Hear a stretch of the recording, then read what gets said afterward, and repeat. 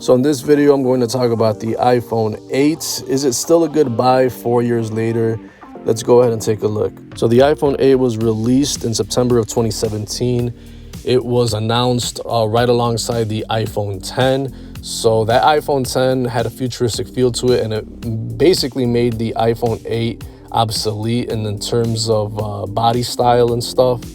But so it was a very underrated phone, although it came out with new internals. This to me is basically an iPhone 9 because it went from the 8 to the 10. But truly, I believe that this is an iPhone 9 in my opinion. You can get this phone currently for $150 used. Apple doesn't sell this phone anymore. If you do want to get this phone like new, you might as well just get an iPhone SE 2020 because that one could be had for around $200 starting off. So you're only saving around $50 if you get this phone used. So this is one of the forgotten iPhones that really didn't get much love. This phone is also old school because it doesn't have 5G. So you're only getting 4G speeds, which is still pretty good for most apps anyways, though. The overall size is pretty small. It has 5.4 inches height, 2.6 inches wide, 0.29 inches thick. So for people that don't like big phones, this one will actually still be a godsend to them, where big phones are ruling the world. A very lightweight phone too, at only 5.22 ounces. Build quality is still top notch, has a glass front with a glass back and an aluminum frame. When it was launched, it was considered still a flagship. It's rocking a nano SIM card, and it does not have an eSIM, which does really make this phone feel old school because all the newer iPhones do have eSIM, which lets you travel and have two different data plans and cell phone numbers at the same time. This does have a dust and water resistance IP67, so you can dunk in the water up to 1 meter for 30 minutes.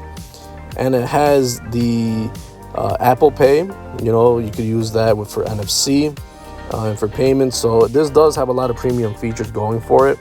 So the display is kind of lacking. It has a 4.7-inch display, which is very tiny. It's a 65% screen to body ratio because of that home button, and you're not getting a lot of screen real estate. So it does have an old school feel to it. Getting a Retina IPS LCD display, which the resolution comes out to 750 by 1334 pixels, translating to 326 ppi density, which by today's standards and at this price point is kind of low end. It's not too bad for $150, but it's not impressive at all. This phone was launched with iOS 11 and it upgraded up all the way to iOS 14 and beyond. Think of this phone working for like 5 years, 6 years in total updates. So this phone should work up until like maybe iOS 15 or 16. It's rocking the iPhone Apple A11 Bionic chip. It's paired with 2 gigs of RAM. So although the Bionic and the 2 gigs of RAM will run most apps no problem, this will definitely make it keep it on the short leash. The more newer iPhones have 3 gigs of RAM, so 2 gigs of RAM is not very acceptable for too much longer. This was also one of the first iPhones to get and start at 64 gigs of storage, which at this price point, $150 is not too bad. Nowadays, a lot of phones that are premium are launching with 128 gigs of storage. You're getting a very simple camera setup. You have a single 12 megapixel shooter capable up to 4K video, which is perfectly fine. It doesn't have the 3 camera setup like the iPhone Pros. It doesn't have 4 camera setup like some Androids. So this camera setup is very simple, but you won't be disappointed by the results. Selfie camera is at 7 megapixels and shoots video up to 1080p, which is still a very good camera even by today's standards. You're not getting a headphone jack, so that's kind of going more wirelessly now. You can't connect it to your wired headphones. You can't connect it to your car via an aux cord, your microphone. But if you're like me and you fully embrace wireless, Bluetooth 5.0 on board will handle all your Bluetooth needs for your wireless devices, such as my Apple Watch, my AirPods, my speakers, anything like that. This phone will still work very well with those devices. You got NFC on board, but that's mostly reserved for Apple Pay. You got USB lightning port. So this still has the same port that's found on older iPhones and on newer iPhones. So that's very average right there. For the security and unlocking this device, it has the home button, which is the fingerprint sensor. And it's kind of one of the few phones that have that. Most of the other phones are either embedded in the screen, or it has Face ID, or it has the back fingerprint reader. So this is one of the few phones that still has a physical fingerprint reader to unlock. For the battery, you have a very, very tiny battery. It has the 1821 milliamp battery, the same as the iPhone SE 2020. And it's a very tiny battery. This will not last you all day. You're definitely going to need a charge.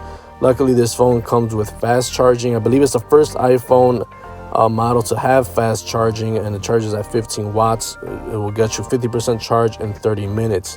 It's also the first iPhone to have the wireless charging on the back.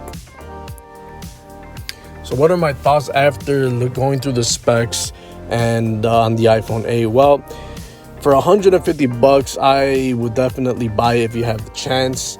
That's if you want to save $50 by not getting the iPhone SE, which is the newer version of the iPhone 8.